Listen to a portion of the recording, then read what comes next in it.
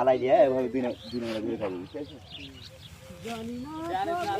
ছাড়বি তো তার বড় বেটির মোবাইলে দেখবেন লাতুনেরা দেখবে এটা নাড়বে এমন কাজে লাগাইবে। ধরো এই গানের ভাষায় হ্যালো, কিছু কহ। কি কইবে? ধান কাটো আমরা লাভবান হচ্ছি ধান কাটা। হ্যাঁ, ধান কাটা আমরা লাভবান হচ্ছি, বুঝছেন?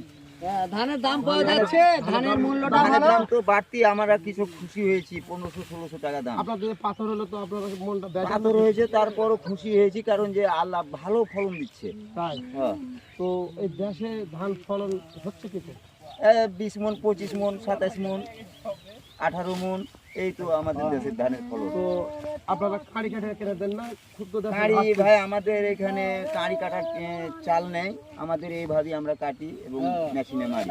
দেশে তো আপনারা ঘাটতি ফেলে দিচ্ছেন, এটা না, আমাদের তো খুব খুশি আছে সরকার, আমাদের খুব ভালো লেগেছে এই সরকার, এই ডক্টর ইউনূস। আর এই ভারতে যে এইভাবে যুদ্ধ লেগে গেল, তো এখন কি করা যায়? ভারত এরা বুঝতে ভুল করছে, তাই যুদ্ধ লাগতে চাইছে, কারণ জ্ঞানের অভাব। পাকিস্তান আর ভারত যেটা বলছে, তো প্রভাব পড়তে পারে বলছে তো। পাকিস্তান একটু গোড়া পানি কেটে দেবে। পাকিস্তান এটা প্রভাব দিচ্ছে, ভারতের উপরে চাপ সৃষ্টি করেছে, তাদের কয়েকজন ফোর্স মারে দিয়েছে, তারপরে চাপ সৃষ্টি হ্যাঁ করেছে। ভাই, আপনারা এমনটি শুনলেন যে এখানে এখন আমরা কলিকাতা গেছিলাম, এবার চলে এলো সৌদি আরব। মাকড়াহাট কমন ডে।